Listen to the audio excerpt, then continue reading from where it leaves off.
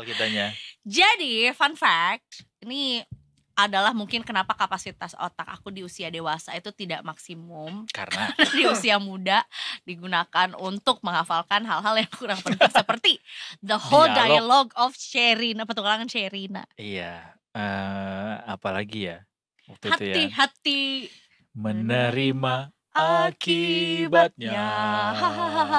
Ini dia Kertarajasa. Itu udah masuk. Halo gitu. Welcome back Bang Hans di Detik Sore dari Detik Finance. Kita tadi udah singgung ya, kita mau bahas situasi ekonomi Indonesia setelah ditinggal sama Bapak Jokowi. Menjelang. Oh iya, jelang akan ditinggal. Ya. Berapa lagi ya, Bapak? Kurang dari 1 bulan karena 20 itu sudah pelantikan. Hamin 1 GR. Harus tuh ya. Hamin seminggu sebar email. Bener. Si hafal ya kalau udah acara-acara gitu mah. Apa yang jadi kerisauan ditinggal sama Jokowi ekonomi Indonesia, Bang Hans? PR-nya banyak kah? PR-nya ya salah satu PR kita adalah pertumbuhan ya. Pertumbuhan ekonomi memang menjadi salah satu PR utama. Udah. Silakan, terus. Jadi PR utama karena kita masih di level 5%, langganan 5%. Kalau orang bilang 5% itu masih menengah lah. Istilah nyentriknya itu middle income trap ya. Kalau Trump jadinya presiden Amerika calon dong. Trump ya. Nah, gitu. Jadi jebakan kelas menengah. Jadi karena kita pertumbuhan terus 5% dan otomatis ya stuck di situ aja tuh. 5,0 sekian, 5,0 tapi sekian. Menyentuh 5% kan sebetulnya 5%. pertumbuhannya juga. Dan kalau versi pemerintah itu termasuk stabil. Okay. Di tengah kondisi yang lagi proses pemulihan dari COVID yang masih berlangsung sampai sekarang, kita termasuk stabil lah. Begitu. COVID tuh masih dibawa-bawa sama pemerintah ya? Masih. Maksudnya it's been 4 years already sejak COVID. Sudah 2 tahun ya? 2 tahun setelah deklarasi ya. Tidak ada lagi 2022 kan ya kalau nggak salah COVID itu. gitu. Bukan tidak ada lagi jadi pandemi gitu. Iya, bukan pandemi lagi. Jadi endemik, sorry, jadi pandemik. Oke. Ya mungkin karena kita bukan yang terpengaruh sebesar itu kayak 2 kali dengan adanya COVID. Walaupun pasti terdampak, tapi mungkin terdampaknya tidak ekstrem. Iya, that's why kayak itu kan sudah berlalu kayak 2 tahun lalu kita sudah bilang berdamailah dengan normal yang baru. Tapi pemerintah masih membawa dalih COVID itu sebagai perlambatan ekonomi gitu. Iya, karena sebenarnya itu juga dari masukan dari para pengusaha bahwa memang pemulihan dari daya beli itu belum sepenuhnya pulih. Jadi belum sepenuhnya bangkit lah daya beli khususnya di Indonesia. Jadi masih bertahap untuk mencapai kondisi yang bisa dibilang pulih. Salah satu buktinya adalah banyak pabrik tutup. Iya, pabrik tekstil tutup. Ada juga pabrik alas kaki tutup. Jadi itu memang salah satu bukti. Jadi dari hulunya sendiri Tupperware bangkrut. Ya betul. Karena di rumah aja nggak bawa bekal. Udah orang pakai koksikel sih sekarang. Ini nggak bawa ini lagi. Kalau gue masih pakai Tupperware kalau gue. Iya, masih buat nasi goreng. Nah, karena terlalu durable.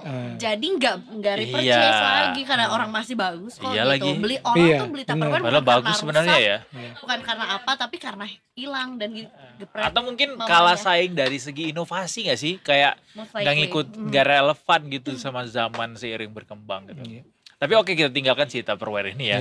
Anyway, ekonomi Indonesia kan di semester 1 ini masih tumbuh di atas 5%, 5,08% to be exact gitu. Pertumbuhan ekonomi ini masih dirasa baik gitu sama pemerintah capaiannya dibanding yang lain. Apa yang jadi PR supaya bisa naik lebih tinggi, Bang Hans? Kan ini Pak Prabowo sebagai pemerintahan selanjutnya juga mencanangkan pertumbuhan ekonomi bisa sampai 8 bahkan 8%. Gitu. Apa yang paling penting? Salah satunya memang untuk mendorong di sektor manufaktur ya. Karena itu paling banyak menyerap lapangan tenaga kerja. Kerja itu cukup banyak. Nah, apa yang bisa mendorong manufaktur? Pertama, pemerintah harus memberikan insentif. Insentif itu macam-macam. Dari misalnya dari untuk biaya masuknya dari barang kebutuhan impor, terus lalu dari sisi misalnya insentif buat pengusaha untuk misalnya dia kalau mau bangun dulu pabrik jangan dikenakan pajak dulu di depan. Nah, misalnya ada insentif pajak sebenarnya sudah ada, kebijakan sudah ada, tinggal digenjot lagi aja nih. Cuma memang di sisi lain tidak terlepas juga dari kondisi global ekonomi. Kondisi perang yang berlarut-larut di kawasan Timur Tengah, lalu di Ukraina tuh mengerek habis komoditas, khususnya minyak. Nah, ini menjadi salah satu sumber utama dari kegiatan produksi minyak ini. Jadi kalau harga minyak ini naik, otomatis semua tuh akan kena imbas ya. Termasuk juga dolar Amerika Serikat, dolar AS. Kita di mana-mana tuh masih pakai untuk transaksi itu pakai dolar. Terlepas sekarang Bank Indonesia dengan beberapa bank sentral di luar itu sudah memiliki kerjasama untuk memakai mata uang selain dolar, tapi di kalangan eksportir importir tetap masih pegang dolar. Nah, begitu dolar ini melonjak, buat kita yang konsumsi impornya itu lumayan tinggi, itu jadi kerasa itu, harga-harga akan naik. Sementara di sisi lain tingkat penghasilan pun tidak bertambah. Ya bertambah, benar. Segitu aja. Buat yang kerja juga gajinya nggak naik-naik. Jadi orang daya belinya turun. Kalau itu curhat. Agak ada nada-nada yang cukup pushy gitu ya, agak nge-push gitu ya. Gitu. Jadi memang efek domino sih masalah ini. Domino tuh siapa yang pantas ya? Yang bisa kuandalkan kan? Iya. Bukan nyanyian. Bukan pujian. Kan? Yang aku butuhkan cinta apa adanya emang. Iya. Oke. Jadi ini ya apa namanya kompleks gitu ya. Dari sisi kelas menengah juga kayaknya susah banget buat diangkat gitu. Iya. Walaupun kita lihat mall-mall masih penuh. Tapi iya katanya mall penuh itu orang bukan belanja lebih banyak ke konsumsi, dia makan minum. Bukan belanja produk retail ya. Gitu ya. Bukan belanja retailnya, iya. Itu kerasa, iya. Benar lagi. Tapi katanya juga jumlah masyarakat menengah itu justru malah menurun. Iya, kita pernah bahas juga waktu itu kan. Jumlah kelas menengah tuh turun kan. Yang tahun ini turun ya. Jadi memang ini jadi warning ya buat pemerintah, terutama pemerintahan Prabowo Gibran ke depan, bahwa ini harus segera dibenahi. Dan Pak Jokowi bilang kemarin soal gig ekonomi serabutan itu bisa jadi kenyataan yang benar-benar akhirnya menjadi hal yang lumrah di Indonesia. Nggak punya pekerjaan, ya udah gue banting setir aja. Misalnya cari yang sektor informal kan, kayak driver ojek online atau taksi online, kayak gitulah. Seperti itu. Berarti dari sisi ini ya balik lagi tadi soal yang paling, kalau selalu nanya ke pengusaha apa masalah terbesar dari ekonomi kita, kita tuh harus nyitain lapangan kerja sebanyak-banyaknya. Selalu pengusaha tuh bilangnya gitu. Berarti ini kaitannya sama dengan investasi lah ya. Investasi itu PR besar supaya makin banyak lapangan kerja di Indonesia. Kalau di investasi apa PR besar kita? Pertama, investasi itu terkait dengan lokasi ya. Lokasi ini terkait dengan pemerintahan di daerah. Jadi semenjak ada undang-undang otonomi daerah, ada raja-raja kecil. Nah, raja-raja kecil ini yang selalu dalam tanda petik malakin orang duluan. Misalnya nih, Edo datang, gue mau nanam uang nih di Samosir, mau bikin cottage misal besar. Itu belum dibikin, udah diminta, ntar lu bangun jalannya ya. Ntar lu bikin, ntar lu bayar lu pajak ini ya. Ntar tolong kasih ini, tolong kasih itu. Belum lagi ada pungutan-pungutan lain. Jadi hal-hal ini yang bikin orang tuh udah malas duluan. Jadi waktu Pak Bahlil di di BKPM itu memang dicek terus ke bahwa ini jangan sampai ini hal-hal kecil kayak gini menghambat orang datang karena udah malas duluan mau investasi. Nah, yang paling penting itu kalau orang mau invest, lahan ada, dia bangun tanpa perlu lagi dia mikirkan infrastruktur. Yang terjadi di kita itu infrastrukturnya belum siap, orang disuruh datang suruh bangun juga sekalian. Bukannya Pak Jokowi udah bangun juga. infrastruktur gede-gede ya selama 10 tahun terakhir ini? Infrastruktur itu kan yang menunjang, tapi untuk masuk kepada lokasi kan belum tentu. Masih belum? Iya, yang dibangun itu infrastruktur dasar, jalan tol, gitu.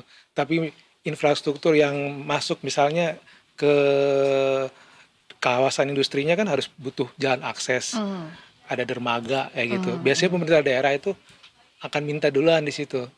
Seperti itu. Jadi seolah-olah diberikan PR tambahan atau pekerjaan tambahan lah ya. Gitu. Kalau misalnya mau berinvestasi atau mungkin mau membuka bisnis. Belum lagi pungli. Nah, pungli masih ada. Pungli. Dwelling time juga masih ada punglinya. Gitu. Jadi memang banyak PR kalau gunain, iya. Gak kelar-kelar PR itu ya berarti ya, bisa dibilang ya. Makanya, atau udah kelar tapi belum kontennya belum maksimal lah, gitu. belum maksimal. Karena kadang-kadang mereka akan bandingkan dengan Vietnam, dengan Laos, Kamboja. Di sana orang datang udah siap tanah, mereka nggak ada pungutan, bangun, dan satu lagi demo. Mereka paling sensitif investor itu sama demo. Oh, makanya IKN dipindahin, kayak ibu kota dipindahin. Paling sensitif dia sama demo. Tapi sebenarnya intensitas Indonesia akan demo tuh banyak nggak sih sebenarnya? Kita hitungannya tuh negara yang sering demo nggak sih?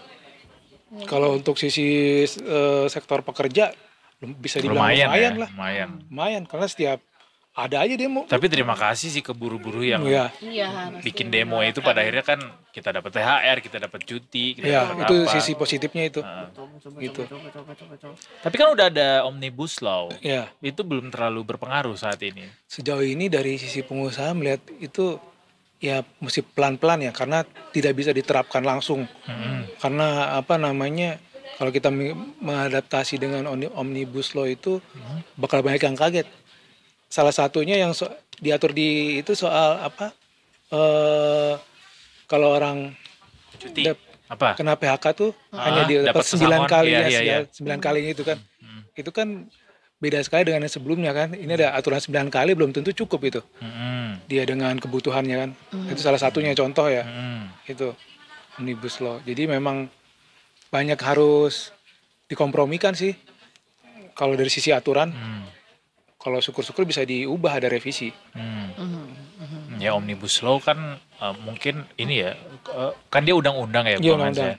Mungkin ada peraturan pelaksanaannya yang lebih fleksibel. Permen, PP, dan segala macam yang harus lebih mengarah kepada kelancaran pembentukan investasi ya.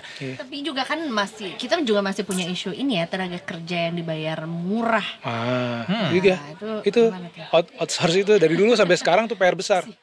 Outsource itu memang ya gimana, itu memang jadi PR besar, dan di Omnibus Law itu juga tetap ada. Cuma ada sedikit peningkatan bahwa perusahaan harus memperhatikan hak-hak mereka. Mereka juga tetap dapat hak, tapi dengan ketentuan dari perusahaan gitu. Outsource. Oke, melihat semua PR tadi, PR ini akan dilanjutkan diselesaikan oleh Pak Prabowo gitu bersama Gibran gitu. Apa yang menjadi senjata utama dari Pak Prabowo supaya bisa cepat menuntaskan PR ini, Bang Hans? Sejauh ini sih mungkin karena Pak Prabowo lagi sibuk keliling ya, memperkenalkan diri, jadi belum terlalu kentara lah apa yang mau dilakukan, senjatanya apa. Tapi dalam kampanye sebelumnya itu memang sudah disampaikan bahwa pemerintahan ke depan ini pemerintahan yang nanti akan ramah kepada investor, ramah kepada pengusaha, aturan tidak beribet, terus kemudahan dalam berinvestasi juga lakukan. Cuma ini kan masih umum ya, konkretnya gimana ini yang kita belum tahu nih. Konkretnya itu juga 10 tahun yang lalu Pak Jokowi juga nggak nyampainya gitu sih. Iya. Cuma kan begitu kan, itu bahasa-bahasa umum lah. Cuma bahasa nanti normatif ya. Yang harus digenjot pertama kali ya sektor manufaktur ini. Gimana jangan sampai ada penutupan pabrik lagi. PHK-nya itu sudah 46.000 apa berapa ya, data Kementerian Tenaga Terakhir tuh. Udah 46 sekitar 40.000. Iya.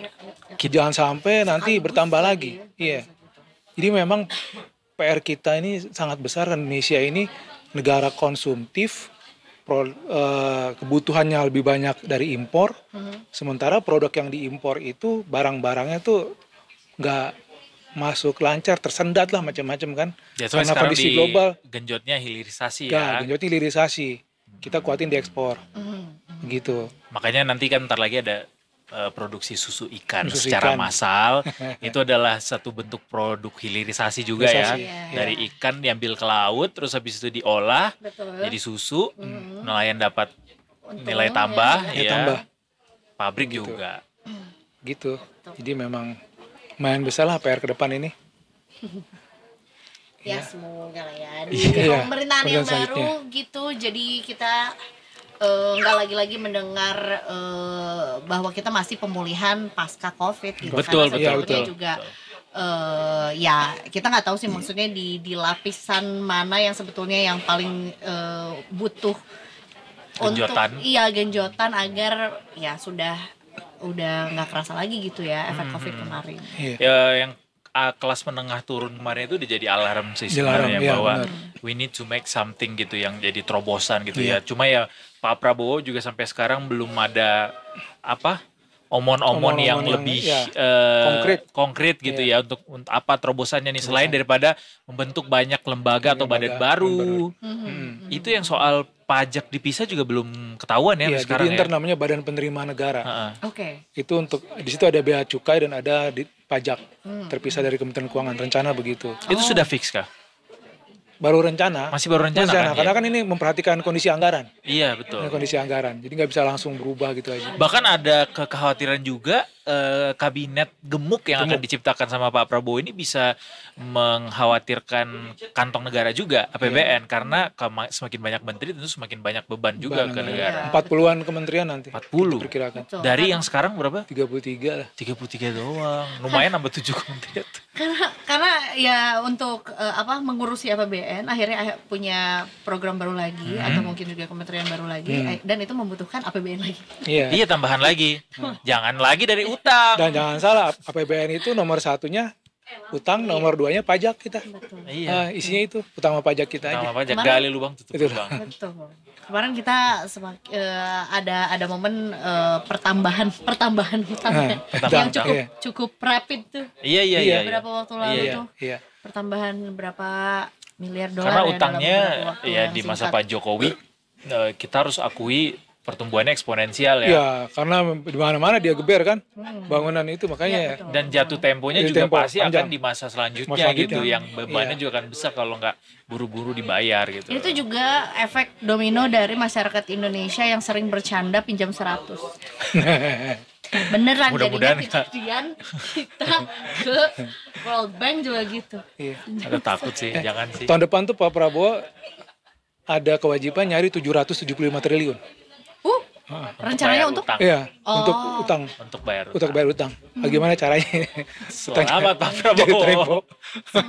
semangat. Selamat dan selamat untuk dilantik sebagai presiden baru. Betul. Semangat untuk bayar utang-utang kita. Betul. Kita juga akan di sini juga kita sebagai kelas pekerja juga bekerja lebih keras. Tentu. Iya, Oh, siap. bayar utang-utang kita Pajak. juga. Sama bayar pajak. pribadi, Pajak, bayar jangan pajak. lupa ntar Januari 2025 Naik pajak PPN. pertambahan nilai 12%. Jadi Itu- semua barang itu jadi akan ya? ya Belum ini tentu, belum kan? tentu, cuma ya kalau kebutuhan besar mau nggak mau dari keran pajak harus dibuka itu. Walaupun pengusaha juga sampai sekarang juga belum setuju kan Belum setuju. sebenarnya itu diterapkan sekarang. Iya, nanti mungkin yang turun ke jalan usahanya. Ya loh bisa, Oh, bisa jadi kan. Bisa Pak Arsyad Rashid turun ke jalan. Kembalikan kantorku katanya gitu. Iya, iya. Ya kan bentuk demokrasi itu kan Iya. siapapun itu punya suara. Betul, betul, kan? betul. Jadi Nggak mungkin cuma ketika pajak pertambahan Nilai. nilai Iya. yang paling kerasa ya bukan kitanya yang bekerja tapi ya para pemilik usaha. jangan lupa nanti ada tapera juga. Iya, dipotong. Itu kalau PPN kita beli barang tuh udah terus harga langsung naik gitu. Pada hari naik 12%, benar. iya. Dan bisa jadi itu juga berpengaruh juga pada akhirnya nanti lo mesen ojek online Iya, naik ngaruh juga tuh, naik juga. harganya. Lo mesen Kan udah makanan ada online biaya, juga. Iya, udah ada. Sekarang tuh istilahnya adalah biaya penanganan. Iya, Yang macam-macam padahal lagi. sebenarnya Iya. Kayak itu Itu udah tuh- masuk service charge ada Iya, lagi ada gitu lagi, ya. beda lagi biaya bungkus, Administrasi. biaya ngebungkus. biaya yang ngaretin. Iya, jadi makanan 9.000 sampai rumah bisa berapa tuh? Exactly. 18.000 kali 20.000. Udah nggak ada tuh pecel dibeli online harganya belasan ribu tuh udah nggak mungkin. Menurut gua GWS sih Indonesia. Menurut gue sih kita harus bergerak Iya. beneran. Jadi Beneran. kita beli jalan nggak usah. Iya itu betul. Benar. Bergerak beneran. Dikurang-kurangi lah belanja online itu, masak sendiri, bekal sendiri dari rumah gitu. Iya, tapi kalau kebutuhan dasar ya nggak apa-apa. Kalau Iya, bisa. yang tersier lah kita kurangin tuh. Wus. Lampu Ini busa. lebih ke kita ngomong ke diri sendiri kan, bukan ke kalian. Nah, iya. Ke diri kita sendiri. Nggak usah lah pengen labu Bener, labu nggak usah itu nggak labu-labu. usah gitu. Lah, lu makan aja sendiri gitu. Satu boleh ya. Mahal harganya. Mendingan beli final gak sih? Atau jersey bola. Sony Angel aja. Tersiernya sangat.